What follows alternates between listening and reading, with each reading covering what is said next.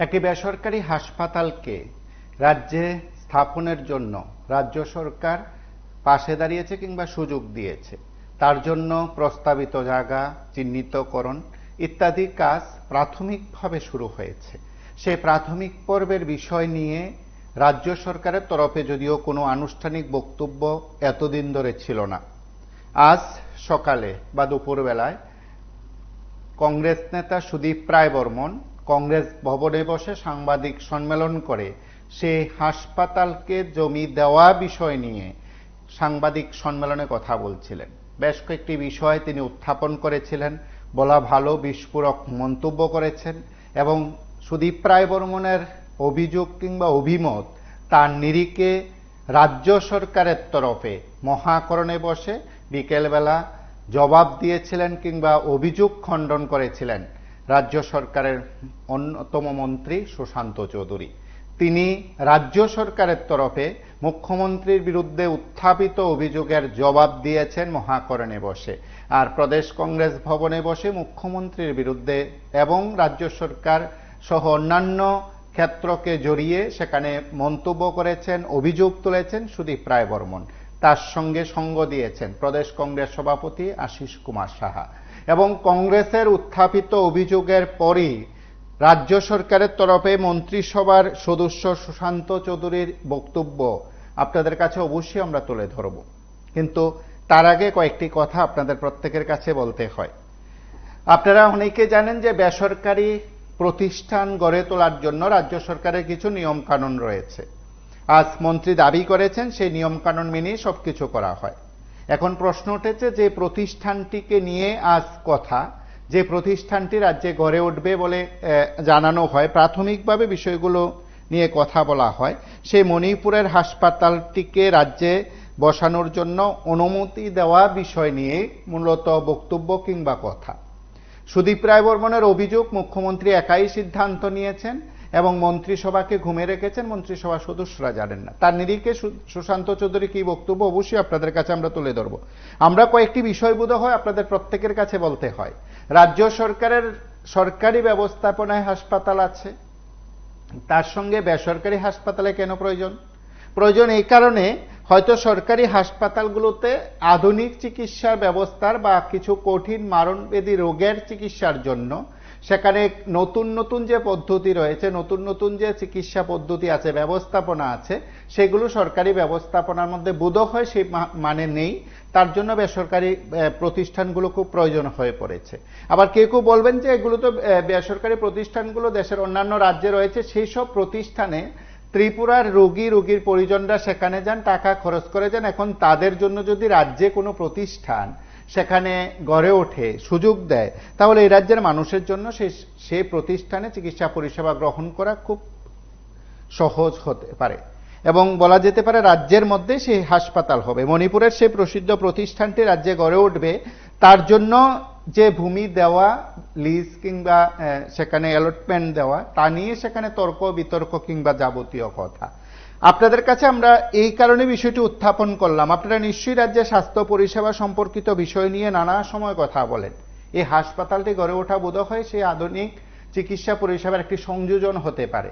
এখন বেসরকারি প্রতিষ্ঠানকে উৎসাহ দেওয়া আর এমন একটি বেসরকারি প্রতিষ্ঠানের মতন সরকারি ব্যবস্থাপনায় হাসপাতাল গড়ে তোলা ততটা সহজ নয়, অন্তত রাজ্যের যে আর্থিক স্বয়ম্বরতা তার উপর নির্ভর করে বলা যায়, বা রাজ্য সরকারের উদ্যোগে সেটা বোধহয় সম্ভব না। এখন এ ধরনের একটি সরকারি ব্যবস্থাপনায় হাসপাতাল গড়ে তোলার ক্ষেত্রে ডাবল ইঞ্জিনের সরকার, কেন্দ্রীয় সরকার রাজ্যকে বিশেষভাবে আর্থিক প্যাকেজ দিয়ে সহযোগিতা করবে কিনা সেটা অন্য বিষয়। কিন্তু আজ যখন কংগ্রেস নেতার এই অভিযোগ ছিল, সেই অভিযোগকে খণ্ডন করার জন্য মন্ত্রী যখন সাংবাদিক সম্মেলন করলেন, তখন আপাতত কয়েকটি বিষয় পরিষ্কার, এই হাসপাতাল হচ্ছে রাজ্যে। কারণ রাজ্য সরকার এই হাসপাতালকে জায়গা দিচ্ছে এমন একটি বিষয় উত্থাপনের সঙ্গে যে সরকারের ইচ্ছা বা আন্তরিকতা, সেটা বোধহয় খানিকটা স্পষ্ট হয়ে গেছে মন্ত্রী সুশান্ত চৌধুরীর আজকের সাংবাদিক সম্মেলন থেকে। আমরা একবার শুনি কংগ্রেস নেতা সুদীপ রায় বর্মনের কি বক্তব্য বা অভিযোগ, তার পাল্টা জবাবে মন্ত্রী সুশান্ত চৌধুরী কি বক্তব্য অবশ্যই আমরা পরপর শুনবো। আপনাদের প্রত্যেকের কাছ থেকে আমরা আশা করি যে বেসরকারি হাসপাতাল বা বেসরকারি প্রতিষ্ঠানকে উৎসাহ দেওয়া উচিত না সরকারি ব্যবস্থাপনায় আরো নতুন নতুন আধুনিক যাবতীয় পদ্ধতি রেখে বা যাবতীয় সিস্টেম রেখে, ব্যবস্থাপনা রেখে সরকারি হাসপাতাল আরো বেশি উন্নত হওয়া দরকার। এ নিয়ে আপনারা মতামত দেবেন। রাজ্যের বিভিন্ন জায়গা থেকে আপনারা কথা বলছেন এবং অবশ্যই প্রতিদিন কথা বলেন, আপনারা অবশ্যই মতামত দেবেন। আমরা পরপর বক্তব্য শুনবো। কংগ্রেস নেতার অভিযোগ, পাল্টা জবাবে মন্ত্রী, এবং অবশ্যই কংগ্রেস নেতৃত্বের সাংবাদিক সম্মেলন, পাল্টা জবাবে সরকারের তরফে সরকারের পক্ষে সুশান্ত চৌধুরী কি বক্তব্য আমরা শুনবো। আমার অনুরোধ থাকবে, যারা রাজ্য মন্ত্রিসভার ক্যাবিনেট সভ্যবৃন্দরা আছেন, রাজ্যে এখনো প্রাক্তন দুজন মুখ্যমন্ত্রীরা রয়েছেন,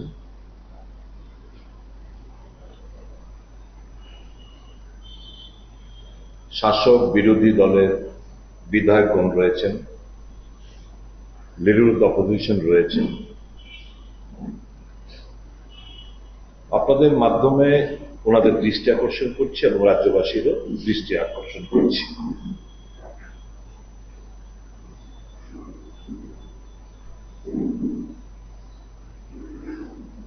মুখ্যমন্ত্রী হিসেবে শপথ নেওয়ার পর যদি কেউ মনে করেন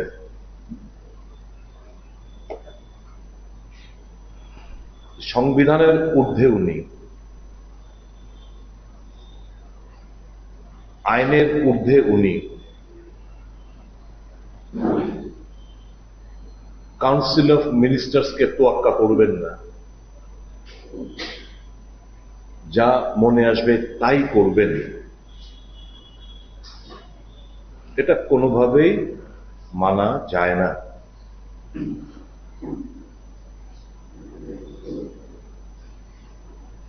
কিছুদিন আগে আপনাদের নিশ্চয়ই স্মরণ আছে,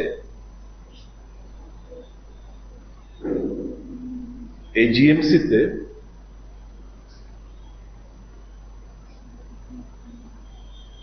একটা কিডনি পেশেন্ট, ওনাকে বহিরাগত একটি বেসরকারি হাসপাতালের কিছু ডাক্তারগণ এসে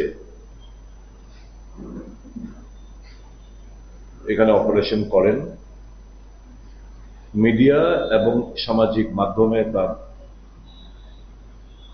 স্বাভাবিকভাবে প্রচার করা হয়। তখন থেকে আমি খোঁজার চেষ্টা করছিলাম যে হঠাৎ করে এরকম প্রচার করার কারণ কি। রাজ্যের জনগণকে একটা বিভ্রান্তিমূলক বক্তব্য রেখে রাজ্য সরকার এবং মুখ্যমন্ত্রীকে কালিমালিপ্ত করার একটা প্রয়াস গ্রহণ করেছে। ওনার যা বক্তব্য ছিল যে রাজ্য সরকার মণিপুর থেকে আগত সিজা নামে যে একটা অর্গানাইজেশন, তাকে ক্যাবিনেটকে না জানিয়ে বা ক্যাবিনেট অ্যাপ্রুভাল না নিয়ে এআরডিডির জমি হস্তান্তর করে দিচ্ছে এবং আগাগোড়া শেষ থেকে শুরু পর্যন্ত ওনার যে বক্তব্য বা সাংবাদিক বৈঠক বিষয়বস্তু, সেটা রাজ্য সরকার, মাননীয় মুখ্যমন্ত্রী এবং দপ্তরকে বিষাদগার করে উনি সেটা রেখেছেন। আজকে সে বিষয়ে আমাদের কাছে এখানে দস্তাবেজ রয়েছে, তথ্য রয়েছে। আমার বক্তব্য রাখার পর বা আলোচনা করার পর আপনাদের কোনো টেকনিক্যাল কোনো ব্যাপার যদি থাকে, সেক্রেটারি হেলথ রয়েছে, আপনারা জিজ্ঞাসা করবেন বা উনিও আলোচনায় পরবর্তী সময়ে অংশগ্রহণ করবেন। আপনারা জানেন যে রাজ্য সরকারের একটা নীতি রয়েছে, একটা পলিসি, যে যদি ত্রিপুরা রাজ্যের পরিকাঠামোগত উন্নয়ন করার ক্ষেত্রে, কৃষি ক্ষেত্রে বলুন, শিল্প ক্ষেত্রে বলুন, স্বাস্থ্য ক্ষেত্রে বলুন, এডুকেশনের ক্ষেত্রে বলুন, কেউ যদি এখানে ইনভেস্ট করতে আগ্রহী হয়, তবে রাজ্য সরকার তাকে জমি দিতে কোনো আপত্তি নেই। এটা আমাদের ঘোষিত এবং ক্যাবিনেটে পাশ করা একটা পলিসি আমাদের রয়েছে, যা বিগত দিনে আমাদের ক্যাবিনেটের মাধ্যমে নোটিফিকেশন সেখানে বেরিয়েছে। এবং কেনই বা একটি পেশেন্টের জন্য এখানে বহিরাগত কিছু ডাক্তারদের বেসরকারি একটি নমস্কার, কে বলছেন? হাসপাতালে ডাক্তার। টিভির সাউন্ড বন্ধ করুন, তারপরে কথা বলুন।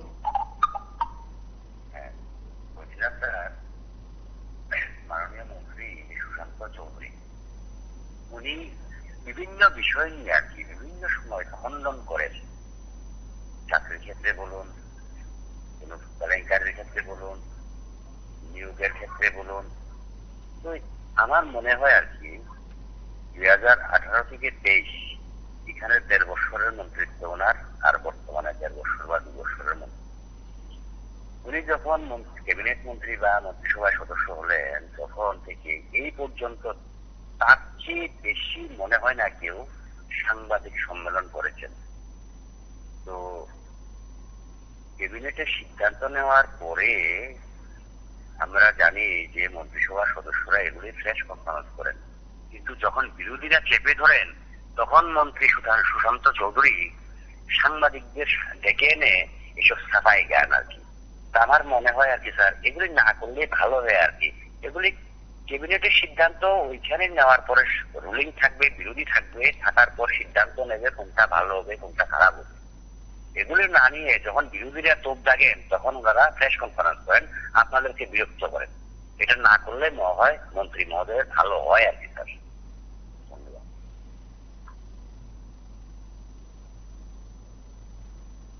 হাসপাতালে ডাক্তারদের নিয়ে এসে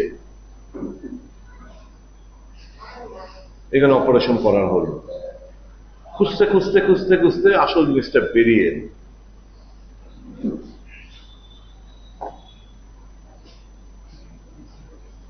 আমাদের বলুৎকুচুমনির এখানে বুজ্জনগরের ওখানে। নমস্কার, কে বলছেন? নমস্কার, আমি চট্টগ্রাম থেকে বলছি। হ্যাঁ, বলুন। দেখুন, আপনারা স্ক্রিনে আমরা যা দেখতেছি আজকে আমাদের মাননীয় সাফাই মন্ত্রী মহোদয় উনি সমস্ত ব্যাপারে সাফাই দেয়। তো ধন্যবাদ জানাই উনি সাফাই মন্ত্রী হিসাবে। তবে তাইনের কাছে আমরা আপনাদের মাধ্যমে এটাই বলতে চাই, অন্ততকে এই যে টাইপিক দপ্তরে যে অপমান তাইনের বাইক বাহিনীরা করছিল সেইটাও একটু সাফাই দেয়, আমরাও শুনি তাইনের সাফাইটা কিভাবে যে সাফাই দেয়। উনি তো বাইক বাহিনী করছিল যে আমি বাইক বাহিনী, কিন্তু সেইটা মন্ত্রী মহোদয় সাফাই একটু বিভিন্ন ক্ষেত্রে তাই সাফাই দেয়। আমরা দেখি চাকরির ক্ষেত্রে আরম্ভ করে সমস্ত কিছুই তাই সাফাই গাইয়া যায়। আর চাকরি গাইয়া হাইব্রিনে থাকে, একটা চাকরির বিজ্ঞপ্তি কয়েকবারই দেয়। এই সাফাইটা একটু দিয়া দেখলে আমরাও বুঝতে গেলাম যে আসলে বাইক বাহিনীর সাফাইটা আমাদের সাফাই মন্ত্রী কিভাবে দেয়। এতটুকু জানার জন্য আমরা আপনাদের মাধ্যমে তাইনের কাছে অনুরোধ করবো।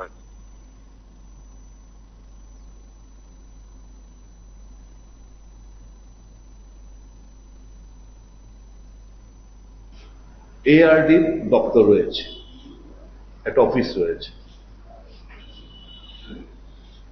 ওখানে প্রায় 28 একর, অর্থাৎ আনুমানিক 70 কানি জমি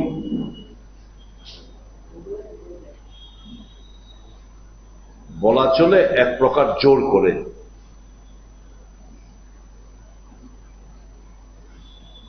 এই বেসরকারি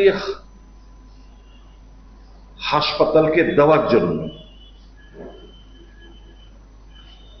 তাদের কাছ থেকে এনওসি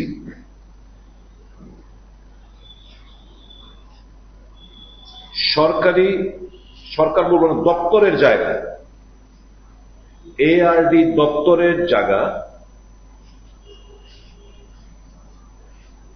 এটাকে এখন প্রায় 28 একর অর্থাৎ প্রায় আনুমানিক 70 কানি জমি।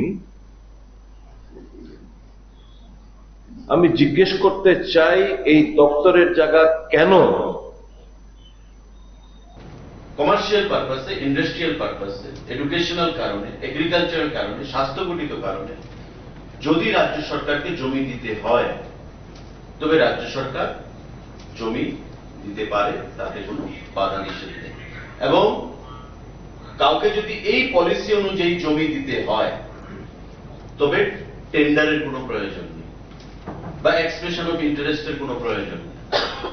আমাদের ঘোষিত নিয়ম অনুযায়ী, পলিসি অনুযায়ী আমরা যে কোনো বহির্রাজ্যের পার্টিকে বা কোনো অর্গানাইজেশনকে জমি দিতে পারি, তার জন্য টেন্ডারের কোনো প্রয়োজন নেই। Number one. নমস্কার, কে বলছেন? আমি আগরতলা থেকে বলছিলাম। হ্যাঁ, বলুন। আপনাদের আজকের এই অনুষ্ঠান দেখছি এবং অনুষ্ঠান করার আগে রাজ্যের মাননীয় যিনি মন্ত্রী মহাকরণে বসে আজকে দেখলাম বিধায়ক সুদীপ রায় বর্মন এবং প্রদেশ কংগ্রেস সভাপতি আশিস সাহার বক্তব্যের খণ্ডন করেছেন। উনি সাংবাদিক সম্মেলনে বহু কিছুই বলেছিলেন, আমরা দেখেছি।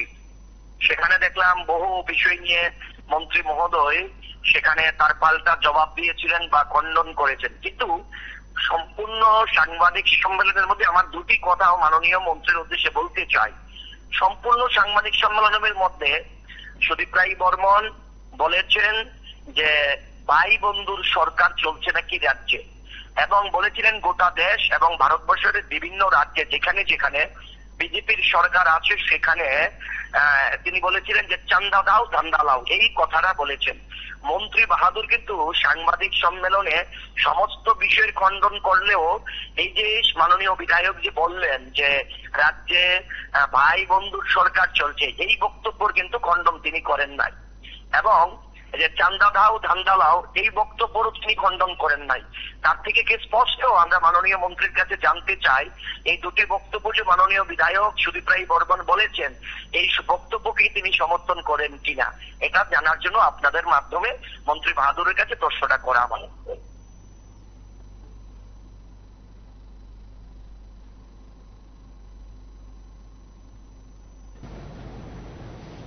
যার কথা উনি বলেছেন সিজা হসপিটালস, নমস্কার, কে এটা বলছেন? হচ্ছে মণিপুর।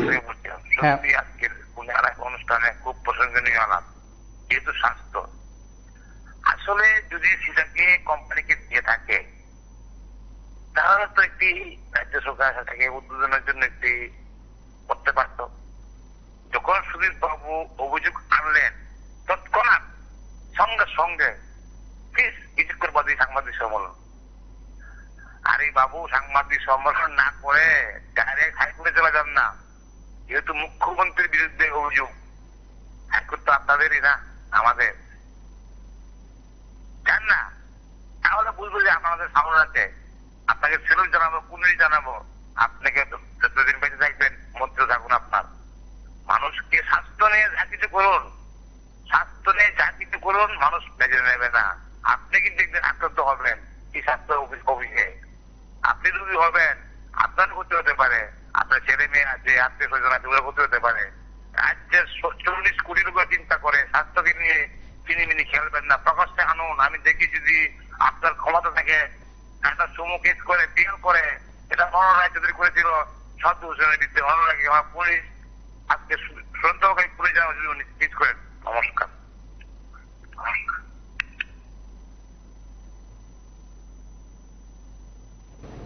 মণিপুরে রাজধানী ইম্ফলে তার বর্তমান পরিকাঠামো রয়েছে। নমস্কার, কে বলছেন? সিজা হসপিটালস এন্ড রিসার্চ। আমি সমবেত যাত্রীকা বলছি। এখন আপনি যে জিনিস টপিকটা দেখাইছেন এখানে তো মানে মানসপত্র এবং সবার মধ্যে ফাইটিং। কারণ জানলাম কি সরকার যদি তার কোনো প্রজেক্টের জন্য জায়গা সে অ্যাপ্লাই করতে পারে, কিন্তু এখানে বোধ হয় এই 20খানি জায়গা ফাঁকা যে কি ব্যাপার আমি ঠিক বুঝছি না। কাজে এখন এখানে কি জায়গা যদি ঠিকভাবে নিয়ে আসে তখন এই জায়গা নিয়ে আসে, যদি এখানের মধ্যে কোনো আজে বাজে কিছু হয় যেগুলো তো প্রটেস্ট করবো। আজকে সুদীপ বর্মন কিন্তু উইদাউট রেকর্ড উনি কোনো কথা বলে না। আজকে এটার জন্য কি ওই সরকার মন্ত্রী জানা উচিত। কাজে তাই এখন অনেক কিছুই বলবা ভালো তখন ভেরি গুড টপিক। আপনাদের কল্যাণে রাজ্যে কিছুটা হয়তো ডিজে বন্ধ হইব। আর জানি না কাজে জঙ্গলের বেশি 10 জবদারে দিচ্ছে বাইক সাইড কোনো দিন নেই। ভালো করবেন, সাবধানে থাকবা। Hospitals and research institute private limited হচ্ছে তার নাম। তার ব্যাকগ্রাউন্ড কি, তার পরিকাঠামো বা ইনফ্রাস্ট্রাকচার কি আছে সেখানে? 1985 সাল থেকে সেখানে এই সংগঠন রয়েছে এবং বর্তমানে 350 বেডের সুপার স্পেশালিটি হসপিটাল সে চালাচ্ছে মণিপুরের রাজধানী ইম্ফলে। পাশাপাশি এই অর্গানাইজেশনে 37 স্পেশালিটিস অ্যান্ড সুপার স্পেশালিটিস পরিষেবা তারা প্রদান করছে। এনওসির মাধ্যমে ডিএম এর কাছে এটা স্থানান্তরিত করা হচ্ছে।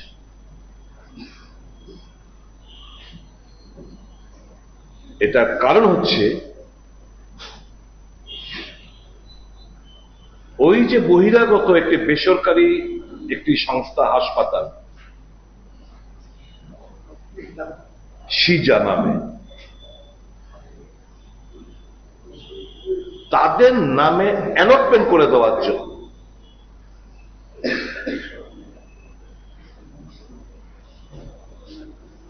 আমি যতটুকু জানি সরকারের একটা সিদ্ধান্ত হয়েছে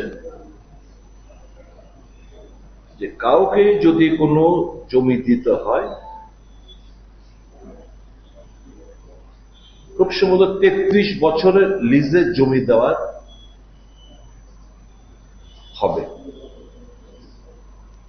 কিন্তু নো অ্যালটমেন্ট।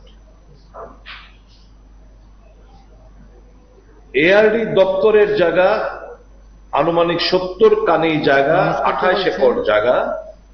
নমস্কার, আমি বলছিলাম কাজের কাজ তো কিছুই হচ্ছে না, খালি আবল তাবল একটা সরকার চলছে। আমি মাননীয় মুখ্যমন্ত্রী মহোদয়কে বলবো, স্বাস্থ্য দপ্তর একটি গুরুত্বপূর্ণ দপ্তর।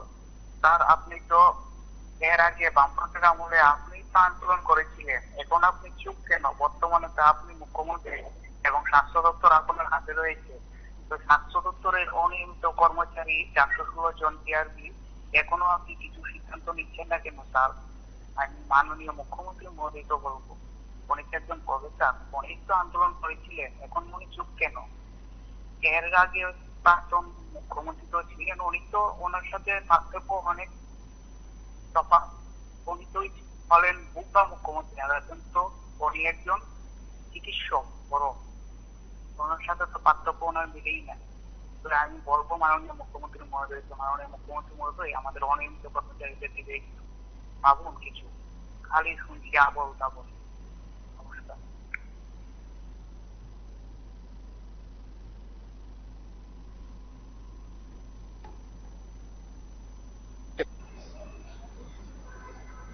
এটাকে স্থানান্তরিত করার জন্য সিজা নামে নমস্কার, একটি কে বলছেন? নমস্কার, আমি আগরতলা থেকে বলছি। হ্যাঁ বলুন। আজকের টপিকটা হচ্ছে সুদীপের অভিযোগ খণ্ডন করলে সুশান্ত। খণ্ডন যে করলো, এই জমিটা উনি লিজে দিয়েছেন, কত টাকার মাধ্যমে মানে দিয়েছেন বা কিভাবে দিয়েছেন, এটা জনসাধারণের কাছে পৌঁছাতে হবে। আমরা জানি টাকার মাধ্যমে।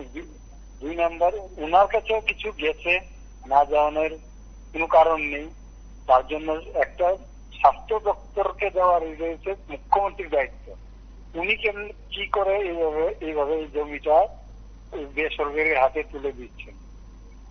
নিশ্চয়ই ওনার কোনো ইয়ে আছে এখানে, স্বার্থ আছে এখানে, টাকা পয়সার লেনদেন আছে এখানে নিশ্চয়ই।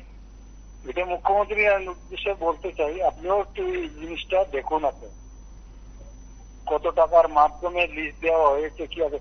সুদীপ স্যার যা বলছে, উনি কিন্তু তথ্য ছাড়া কিছুই বলেন না, কিছুই বলেন না। আমরা জানি ওনার ইয়ে, উনি সরকার ছেড়ে দিয়ে এসছেন, উনি কোনোদিনও তথ্য ছাড়া কোনো কথা বলবেন না, আমরা জানি। ধন্যবাদ। একটি হসপিটালকে দেওয়ার জন্য পাকাপোক্তভাবে বন্দোবস্ত করা হয়েছে এই মণিপুরের রাজধানী ইম্ফলে, এবং এটা নর্থ ইস্টের সর্বপ্রথম যে নর্থ ইস্টের কোন ব্যক্তি সুপার স্পেশালিটি হসপিটাল করেছে 1985-এ। আজকে আপনারা ভাবুন, আজকে আমরা 2024-এ রয়েছি, মানে প্রায় 39 বছর ধরে এই সুপার স্পেশালিটি হসপিটাল মণিপুরের রাজধানী ইম্ফলে চলছে। গত ডিসেম্বর মাস থেকে তারা রাজ্য সরকারের কাছে সেটা জানিয়েছে যে তারা ত্রিপুরা রাজ্যে সুপার স্পেশালিটি হাসপাতাল করতে চায়। আজকে হচ্ছে 2024, 2023 ডিসেম্বর থেকে তারা সেটা চেষ্টা করছে বা প্রস্তাব জানিয়েছে রাজ্য সরকারকে যে তারা ত্রিপুরা রাজ্যে সুপার স্পেশালিটি হাসপাতাল করতে চায়। তো আপনারা নিশ্চয়ই জানেন যে কেউ চাইলেই হাসপাতালের জমি তাকে দিয়ে দেওয়া হবে এমন নয়, কারণ এর আগে আমরা ক্যাবিনেটের মাধ্যমে ধর্মনগরে কাছাড় ক্যান্সার হসপিটাল।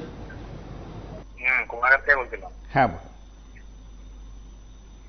অভিযোগ আর অভিযোগের খণ্ডন এগুলি বেশি এটা ভালো লাগছে না। কিছুদিন আগেও দেখলাম সদীপবাবু অভিযোগ করেছিলেন, আবার বিকাশ দেববর্মা উনি খণ্ডন করেছেন, মিডিয়ার সামনে কান্নাকাটি করেছেন, অনেক আবেগপ্রবণ বা মানে সিম্পিটি পাওয়ার জন্য জাতির জনজাতি নিয়ে কথা বলেছেন। এগুলি তো নাগরিকদের প্রতিনিধি ওনারা। সদীপবাবু সঠিক তথ্য না জানেন কেন বিভ্রান্তি সৃষ্টি করবেন তাই ঠিক আছে। হ্যাঁ, আর সেদিনও বললো বাবু 48 ঘন্টা না 24 ঘন্টা টাইম দিয়েছে, অনেক মামলা হবে। কি হলো মামলা?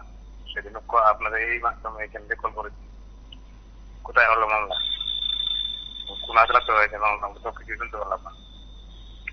তাহলে আমি বলবো এসব অভিযোগ থাকলে যৌথ প্রেস কনফারেন্স করা হোক, একসাথে টেবিলে বসে একটু বিরোধী মানে এক টেবিলে বসে বসে মানে তর্ক বিতর্ক করে তথ্য সহকারে প্রেস কনফারেন্স করা হোক। আজকে যেটা দেখলাম সম্ভবত 10 মিনিট 15 মিনিট বের হয়নি, ক্যাবিনেট মিনিস্টার আবার আমরা দেখে রেখেছিলেন ওনাকে নিয়ে প্রেস খণ্ডন করছেন। তো মৌখিকভাবে খণ্ডন করলে তো আমাদের মাথাতে কিছু ঢুকছে না। আমরা তো জনগণের বিরোধী দলের অভিযোগগুলি কিন্তু বেশি লক্ষ্য করে, শাসক দলের প্রতিশ্রুতিগুলিকে কিন্তু মানে একটা ক্ষুদ্র পার্সেন্ট লোক বিশ্বাস করে। কারণ বিরোধীরা যেগুলি অভিযোগ তুলবে সেগুলো কিন্তু পুঙ্খানুপুঙ্খ বিচার বিবেচনা করে বা স্পষ্ট হয়ে কিন্তু অভিযোগ তুলে। তার জন্য শাসক দলই হোক বিরোধী দলের অনেকে মন্তব্য করবে না, কিন্তু বিরোধী দলের এই অভিযোগগুলো কিন্তু খুব সুমনোযোগ দিয়ে শুনে এবং অনেক বিশ্বাস করে। তো কি হয়েছে, উনিও নেতা সুদীপ বাবু উনি তো এমনি ফালতু যদি বলে থাকেন, তো কালকে আবার উনি প্রেস কনফারেন্স করবেন। যেমন হলো নোটিশ হোক, প্রেস কনফারেন্স করুন, এই নোটিশ কপিগুলি আপনাদের মাধ্যমে দেওয়া হোক মিডিয়া দিলে আমরা পাবলিকে পাবো। মুখে মুখে কি ওনারা কি নেতা নেত্রী জনপ্রতিনিধি মন্ত্রী মিনিস্টার কে মানে বর্তমান সমাজে কত পার্সেন্ট লোক বিশ্বাস করে? কিন্তু 15% লোক কত বিশ্বাস করে? রাজ্যে মনে করুন একটা ক্ষুদ্র অংশ আছে 5 থেকে 10% জনপ্রতিনিধি আছে, যাই হোক মন্ত্রী, ওনাদেরকে আবার বিশ্বাস করে। কিন্তু 80% উপরে যারা বিধায়ক মন্ত্রী আছেন ওনাদের কথা কেউ গুরুত্বই দেয়, কারণ ওনাদের কথা কাজে কোনো মিল থাকে না। বাসনবাজিতে একদম পাক না। আমি যে দেখবেন কি বলবো মানে বিকাশ কি মানে কয়েক গুণ বৃদ্ধি হয়ে যাচ্ছে। আমি একটা বলবো কথা শোনে, বিরোধী দল যারা আছে আমাদের বিধায়করা ওনাদেরকে বলবো যে আমাদের যে আগরতলা যে আয়কর দপ্তরের অফিস আছে এই দপ্তরের জন্য মানে কি বলবো ধর্ণা দেওয়া হয় বা ওনাদের জন্য লিখিত প্রেরণ করা হোক যে যে জনপ্রতিনিধিদের আচমকা মানে আয় বৃদ্ধি হয়েছে বলে ধারণা করা হচ্ছে, লোকের কাছে শোনা যাচ্ছে, ওনাদের বিরুদ্ধে মুঠো ভাবে তদন্ত করা করবে আয়কর দপ্তর। অন্যথা ইডি আছে এনফোর্সমেন্ট ডিরেক্টর তারা ওনাদের যেন সক্রিয় হয়। এগুলো যদি না হয়তো বিরোধী দলের বিধায়করা অনেক রাজি হবেন না, কারণ ওনাদেরও অবৈধ 2 নম্বরের টাকা থাকতে পারে, সম্পদ থাকতে পারে। আমি বলবো আয়কর দপ্তরকে যেন সেন্ট্রাল গভর্নমেন্টের এজেন্সি হলেও কিন্তু বিরোধীরা চাপ দিলে কিন্তু আগরতলার একটা অফিস আছে, সিবিআই এর অফিসও আছে, সবকিছু আছে, এগুলো বসে বসে থাকছে। এটা যেন ওদের উপরে নজর দেয়, আয়কর মানে দুর্নীতিগ্রস্ত যারা আছে জনপ্রতিনিধি, বিধায়ক, মন্ত্রী, বিভিন্ন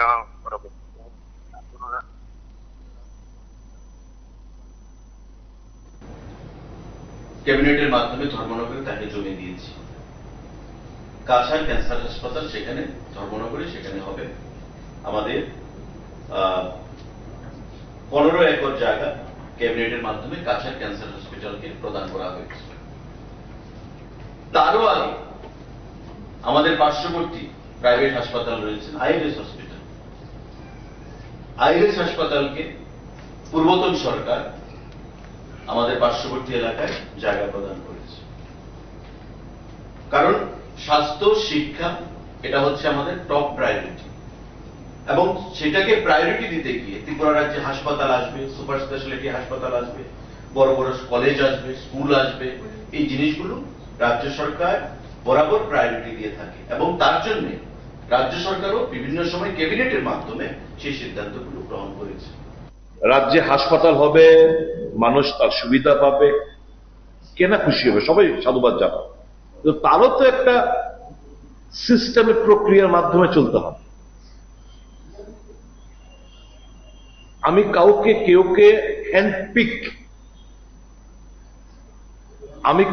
হ্যান্ডপিক করতে পারি না without any sort of floating any tender.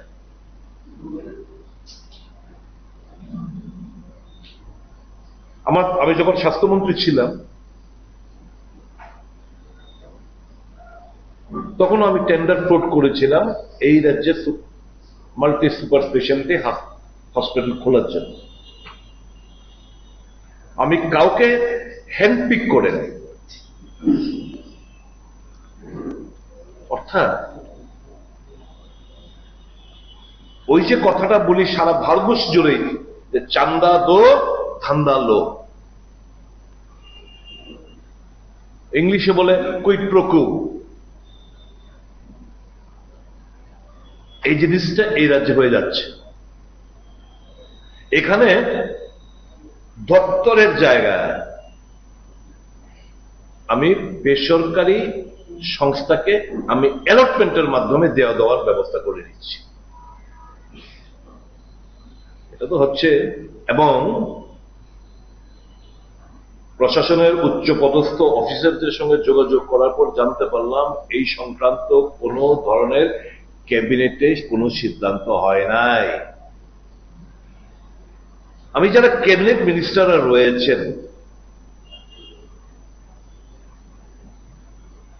আমি তাদেরকে কি জিজ্ঞেস করতে, আপনাদের কি কোনো মান সম্মান বোধ নেই?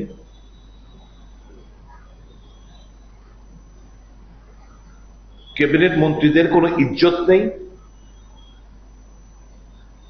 যে তাদেরকে অবহেলা করে, অবজ্ঞা করে মেনে সমস্ত নিয়ম নীতি মেনে সমস্ত কিছু করা হবে? এত তড়িঘড়ির কিছু নেই।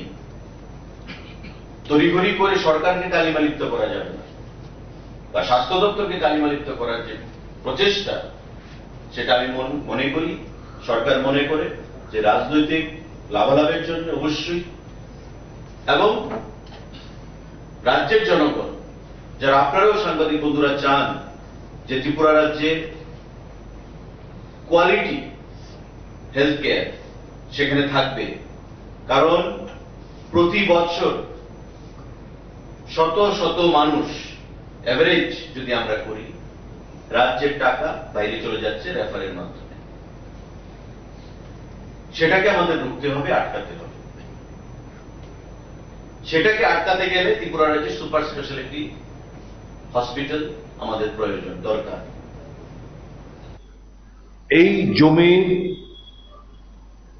দপ্তরের জমি। নমস্কার, কে বলছেন? নমস্কার, আগরতলা থেকে বলছি। হ্যাঁ বলুন। দেখুন, এই সরকারের বিভিন্ন কাজ জনসাধারণের সামনে অতি সহজে ধরা পড়ে যাচ্ছে। ওরা চেষ্টা করছে একটু দুর্নীতি করতে, একটু পয়সা লুট করতে, কিন্তু মানুষ কিন্তু বুঝে যাচ্ছে, কারণ এখানে ত্রিপুরা রাজ্যের অনেক মানুষই প্রশাসনের সঙ্গে জড়িত ছিল, কাজ করেছে। বা এই যে সুদীপ বাবু, উনি মন্ত্রী, স্বাস্থ্যমন্ত্রীও ছিলেন, উনি অনেক কিছু নিয়ম কারণ জানেন, যেই কারণে উনি বলছেন আমাদের আইজিএম হাসপাতাল এত কোটি টাকা খরচ করে পূর্বতন সরকার করেছে, এখন কাঁঠালতলিতে হাসপাতাল করছেন, অর্থাৎ গরু, আমি যা শুনেছি গরু পাচারকারীর এজেন্ট, উনি গরু পাচারকারীর এজেন্ট, উনার সঙ্গে তাদের কিভাবে যোগাযোগ হলো জানি না। টাকা এমন জিনিস যে বুবাও নাকি টাকা দেখলে কথা বলতে পারে। এই এই যে একটা অবস্থা, কি রাজ্যবাসী জানে না রাজ্যে সরকারের নিয়ম নির্মিত ভবন আইজিএম হাসপাতাল ওদের কাছে দিয়ে দিচ্ছে, তো এখানে হাসপাতাল করবে। আর কাঁঠালতলি জঙ্গলের ভিতরে ওরা হাসপাতাল করছে, কোটি কোটি টাকা খরচ করে। কোথা থেকে এত টাকা আসলো? এখন সিবিআই কোথায় বা অন্য পুলিশ বাহিনী তারা কোথায়? সবাই চুপ কেন? কত টাকা পেয়েছে? এগুলি মানুষ জানতে চায়, এগুলি বিরোধী দল আলোচনা করা উচিত, প্রকাশ্যে আনা উচিত। কারণ ত্রিপুরা রাজ্যে এত চুর হয়ে যাবে বা চুর থেকে প্রমোশন পেয়ে ডাকাত হয়ে যাবে, রাজ্যে বসে জানা দরকার আছে। এটাই আমার বক্তব্য। নমস্কার।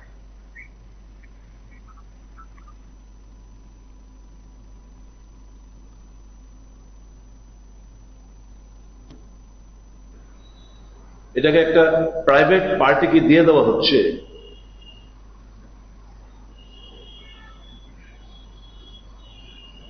এটা পারে কি না? Is it not illegal? Why was the Council of Ministers not consulted? আসলে রাজ্যের মুখ্যমন্ত্রী ভাই এবং বন্ধুর দ্বারা পরিচালিত। এটা ভাই এবং বন্ধুর সরকার হয়ে দাঁড়িয়েছে।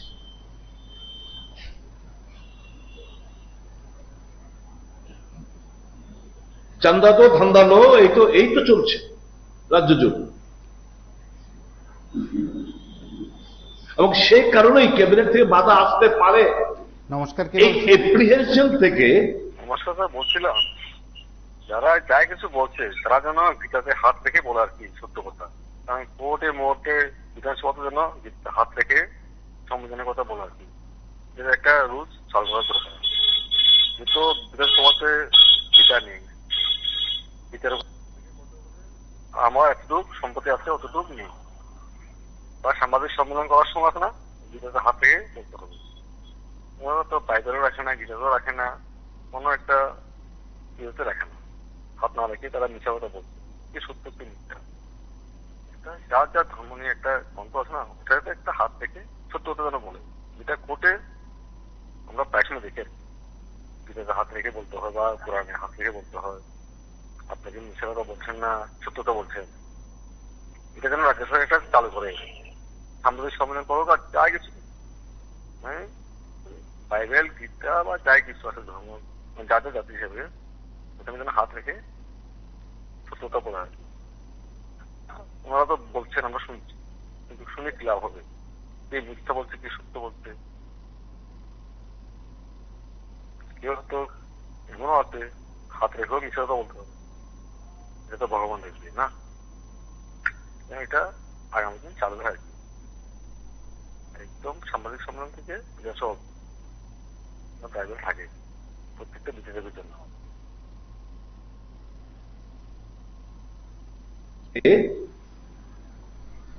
ক্যাবিনেট ছাড়পত্র না নিয়ে এত বড় একটা গুরুত্বপূর্ণ একটা মারাত্মক সিদ্ধান্ত অবতীর্ণ হয়েছেন রাজ্যের মুখ্যমন্ত্রী।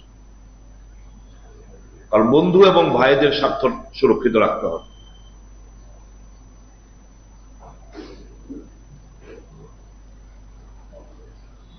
এরা যে বিরোধী দলনেতা আছেন জিজ্ঞেস করবেন এরা যে ক্যাবিনেট মন্ত্রীরা রয়েছে জিজ্ঞেস করবেন তাদের কনসাল্ট করা হয়েছে কিনা। তার জন্য মাননীয় মুখ্যমন্ত্রী আন্তরিকতার সঙ্গে ওনার চেষ্টা চালিয়ে যাচ্ছেন এবং বিগত দিনে ওনার কার্যকালে আপনারা দেখেছেন যে স্বাস্থ্য ক্ষেত্র নিয়ে এখানে সেক্রেটারি হেলথ আছেন, আমাদের জিবি আগে কোথায় ছিল, আজকে বর্তমানে কোথায় রয়েছে। আমি এই কথা বলছি না যে রাতারাতি সমস্ত পরিকাঠামোগত চেঞ্জ হয়ে গেছে বা ইনফ্রাস্ট্রাকচার চেঞ্জ হয়ে যাবে, কিন্তু এই কথা অনস্বীকার্য যে ত্রিপুরা রাজ্যে আজকে কঠিন রোগের সমস্যা চিকিৎসা সেখানে হচ্ছে, কঠিন থেকে কঠিনতর সার্জারি এখানে করা হচ্ছে। এবং আমাদের যেটা প্রায়োরিটি যে হেলথ সেক্টরকে আরো শক্তিশালী করে ত্রিপুরা রাজ্যে সুপার স্পেশালিটি হাসপাতাল বাইরে থেকে আরো কি করে আনা যায়, এটাই তার একটা প্রয়াস। সিজা হাসপাতাল যারা ইচ্ছা প্রকাশ করেছে ত্রিপুরা রাজ্যে তাদের সুপার স্পেশালিটি হাসপাতাল করার এবং আগামী কয়েক বছরে প্রায় 900 কোটি টাকা ইনভেস্টমেন্ট ত্রিপুরা রাজ্যে করার তারা মানসিকতা তারা প্রদান করেছে। এবং ইম্ফলে যারা গত 39 বছর ধরে সুনামের সঙ্গে কাজ করে যাচ্ছে 1985 থেকে স্বাভাবিকভাবে। নমস্কার, কে বলছেন? উত্তর নমস্কার, অনুভূতি থেকে বলছি। হ্যাঁ বলুন। খুব সুন্দর একটি বিষয় নিয়ে আজকে উপস্থাপনা, সুদেশের অভিযোগ খণ্ডন করলেন সুশান্ত। একদিকে দেখা যাচ্ছে একজন ত্যাগী মন্ত্রী যিনি অভিযোগ আনছেন আর একজন বগি মন্ত্রী তা খণ্ডন করছেন খুব দ্রুততার সঙ্গে। এখানে সুদীপ বর্মন একজন মেধাবী প্রাক্তন রাজনীতিবিদ। আমরা দেখেছি পূর্ববর্তী সময়ে বাম আমলেও অনেক বিষয়ে তিনি প্রতিবাদ এনেছেন অনৈতিক কাজের বিরুদ্ধে, এবং পূর্ববর্তী সরকার তখনে সরেও দাঁড়িয়েছে অনেক বিষয় থেকে এই অভিযোগের ভিত্তিতে। কিন্তু বর্তমানে আমরা দেখছি উনি যে বিষয়গুলি অভিযোগ, এর আগে বাম ফ্রন্ট দেখছিলাম এই সেম অভিযোগটা এনেছিল। তো তড়িঘড়ি করেই এটা এই অভিযোগ খণ্ডন করার জন্য নেমে পড়েছেন মাননীয় মন্ত্রী। এবং আমরা আরেকটা জিনিস লক্ষ্য করছি, যে কোনো অভিযোগ খণ্ডন করার জন্য মন্ত্রীরা কি করছেন, আমরা আগের যারা ডিজে মিনিস্টার যিনি আগে স্বাস্থ্যমন্ত্রী ছিলেন বর্তমানে বিদ্যুৎ মন্ত্রী, তারা সাংবাদিক সম্মেলনে আমরা আগে দেখিনি যেটা, মানে সচিবরা চুপচাপ বসে থাকেন পাশে জাস্ট, আর ওনারা তাদের বক্তব্য বলছেন। মানে মানুষ সচিবদেরকে নিয়ে বসলে মানুষ বিশ্বাস করবে, এটাই বোধহয় তাদের ধারণা।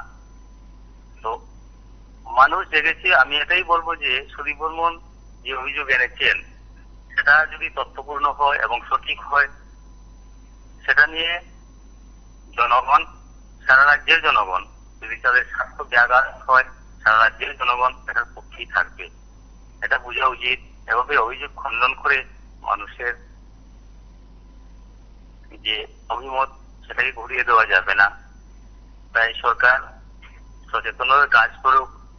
কিন্তু সুদীপ বর্মন যে বিষয়টা আরেকটা বলেছেন, চান্দা দেও ধান্দা নাও, এটা তো বাস্তব। তাই এটার বিরুদ্ধে আর কিছু বলেননি সুশান্ত জ্যোতি। দেখা যাক আগামী দিন এভাবে অভিযোগ খণ্ডন করে করে কতটুকু এগোনো যায়। দেশ কিন্তু অন্য কথা বলছে, বাতাস অন্য কথা বলছে। ধন্যবাদ, নমস্কার। নমস্কার, কে বলছেন?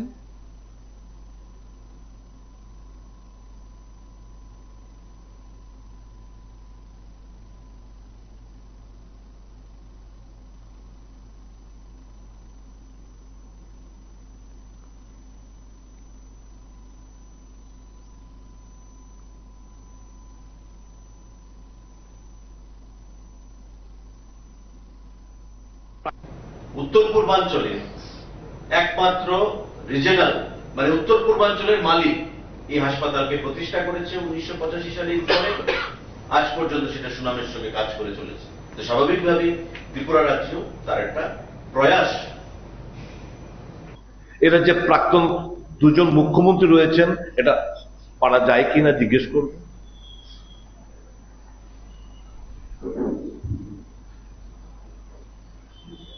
এই যে আনহোলি নেক্সাস,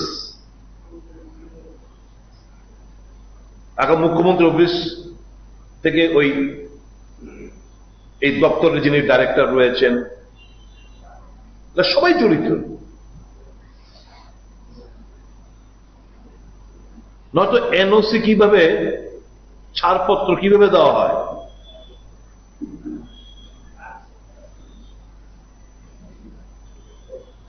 আমি জানি না মন্ত্রীর কাছে ফাইল গেছে কিনা। এই দপ্তরের মন্ত্রী যিনি রয়েছেন উনার কাছে ফাইল গেছেন কিনা এটা আমার জানা নেই। যদি গিয়ে থাকে আমি 100% under duress to put down his signature.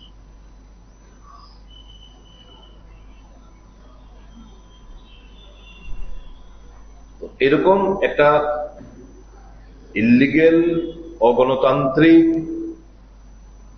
একটা সিদ্ধান্ত গ্রহণ করেছে বা যার আন্তরিকতা তারা প্রকাশ করেছে স্বাস্থ্য দপ্তর থেকে, এবং সেটাকেই কালিমুক্ত করার জন্য নমস্কার, কে বলছেন?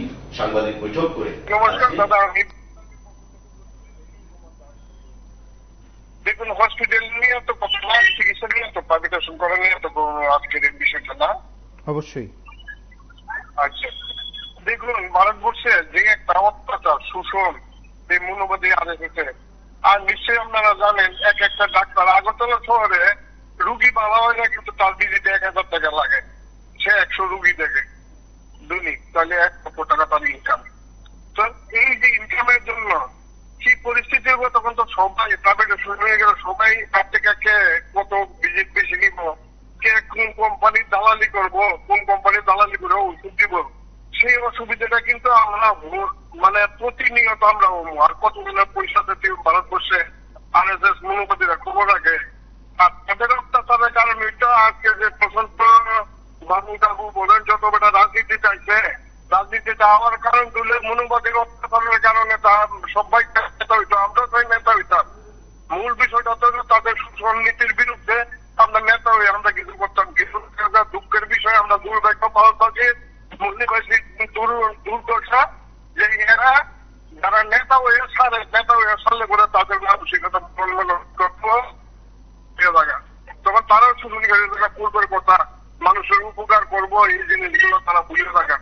এটারও কারণ আছে, তারা দলদাস আর দলের গোলাম হওয়ার কারণে। হয়তো আজ এই বিষয়গুলো নিয়ে যারা ভাবছেন, কথা বলছেন, তাদের কাছে দুই দিক থেকেই বক্তব্য এসছে। আগামী দিন কি হবে সেটা আগামী দিনে জানা যাবে। আজ এ পর্যন্ত। নমস্কার, শুভরাত্রি।